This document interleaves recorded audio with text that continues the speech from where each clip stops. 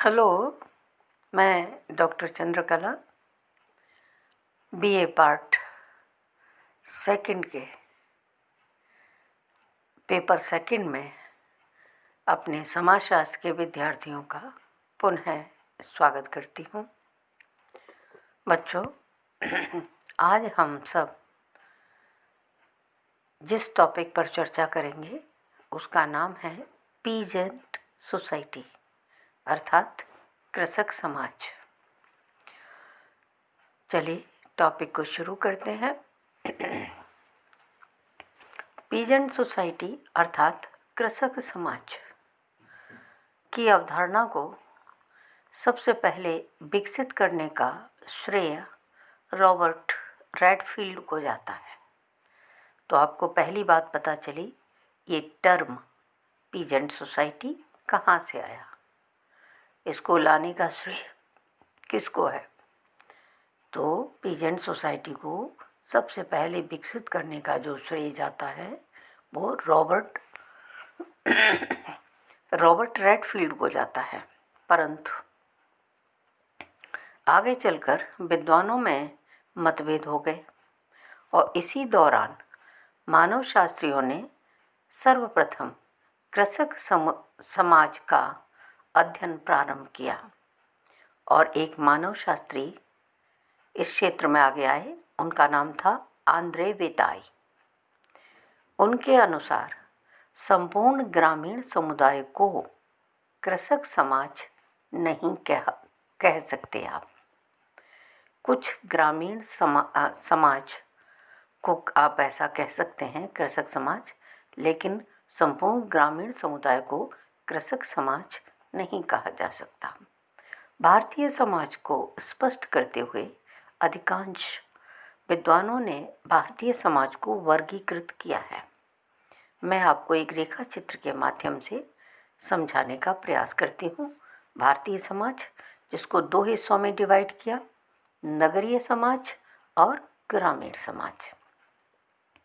यहाँ हम नगरीय समाज को ऐसा ही छोड़ते हैं, ग्रामीण समाज को आगे बढ़ाते हैं।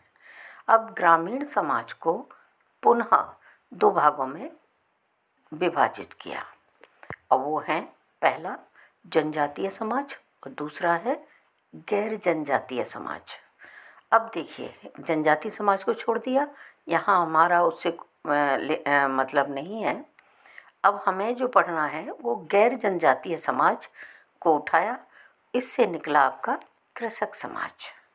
ठीक है, तो ये मैंने आपको अभी तक बताया कृषक समाज की रूपरेखा। अब चलते हैं कृषक एवं कृषक समाज का अर्थ, ये दोनों चीज़ें देखते हैं। मानव शब्द कोश के अनुसार कृषक का अर्थ होता है देहाती, जिसका व्यवसाय ग्रामीण कार्य है, और कृषक वर्ग वह होता है जिसमें कृषक या भूमि को जोतने वाले देहाती श्रमिकों का समूह आता है। तो अब यहाँ दो बातें हो गई। मानव शब्दकोश के अनुसार कृषक का अर्थ देहाती हुआ, जिसका व्यवसाय ग्रामीण कार्य है, और कृषक वर्ग वह है जिसमें कृषक या भूमि को जोतने वाले देहाती श्रमिकों का समूह आता है। अब आगे बढ़ते हैं। रॉबर्ट रेडफील्ड ने अपनी कृति पीजेंट सोसाइटी एंड कल्चर में ग्रामीण समाज को इस प्रकार परिभाषित किया है, वो देखते हैं कैसे किया है। उन्होंने बताया, कृषक समाज ग्रामीण जो लोग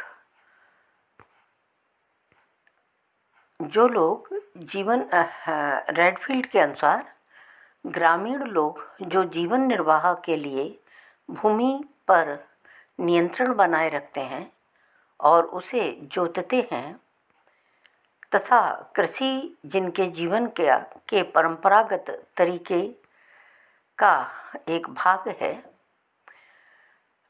जो कुलीन वर्ग या नगरीय लोगों की ओर देखते हैं और उनसे प्रभावित होते हैं, जिनके जीवन का ढंग उन्हीं के समान है, लेकिन कुछ अधिक सभ्य प्रकार का है। इसको दोबारा से देखना पड़ेगा। कृषक समाज अर्थात कृषक समाज की परिभाषा करते हुए रॉबर्ट रेडफील्ड ने क्या कहा है वो मैं आपको बताती हूँ।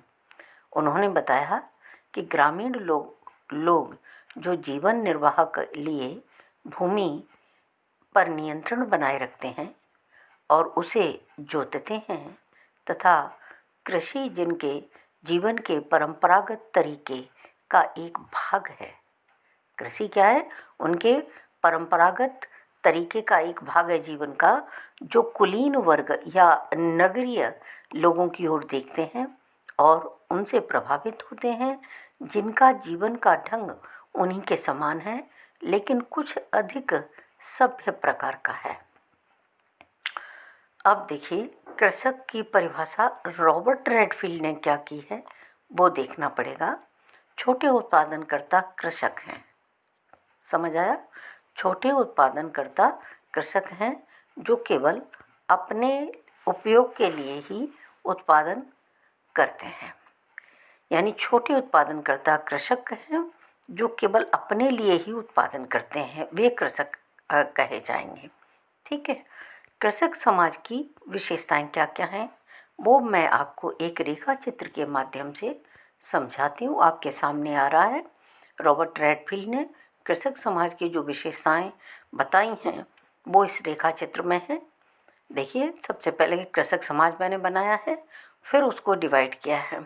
तो पहले नंबर पर समरूपता, दूसरे नंबर पर अविभेदीकृत व अस्वीकृत, तीसरे नंबर पर भूमि पर नियंत्रण रखना, चौथे नंबर पर नगरीय कुलीनता से भिन्न और पांचवें नंबर पर मैंने रखा है पृथक आर्थिकी। ये 5 पॉइंट मैंने डिस्कस किए हैं। अगर कृषक समाज है तो वहाँ समरूपता मिलेगी।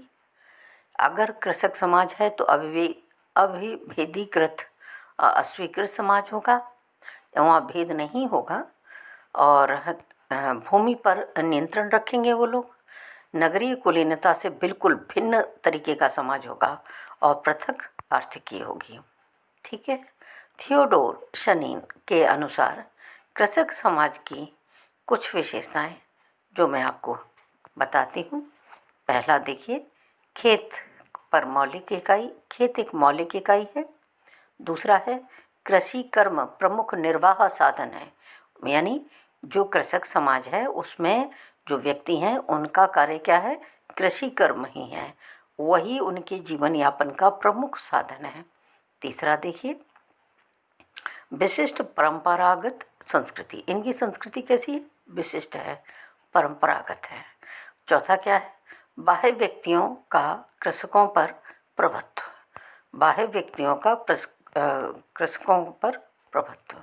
तो ये बातें इन्होंने बताई हैं और ये आपको मैंने समझा दिया कृषक समाज कैसा होता है। और यहीं पर हम आज इस टॉपिक को फिनिश करते हैं। मुझे उम्मीद है कि आपको सारी चीज़ें समझ आई होंगी। फिर भी अगर कृषक और कृषक समाज में कोई ऐसी चीज़ जो आपको नहीं समझ आई है, चाहे वो विशेषताओं से रिलेटेड हो और चाहे वो पिजन सोसाइटी से रिलेटेड हो, ठीक है, आप मुझसे कॉल करके मुझसे पूछ सकते हैं। जो चीज़ आपको समझ नहीं आई है आप मेरे व्हाट्सएप पे डाल सकते हैं और आप मुझे ईमेल के थ्रू भी मुझ तक ये अपनी समस्या पहुंचा सकते हैं। और कल पुनः हम इसी टॉपिक को और विस्तार से चर्चा करने के लिए, आगे की चर्चा करने के लिए उपस्थित होते हैं। तब तक के लिए धन्यवाद।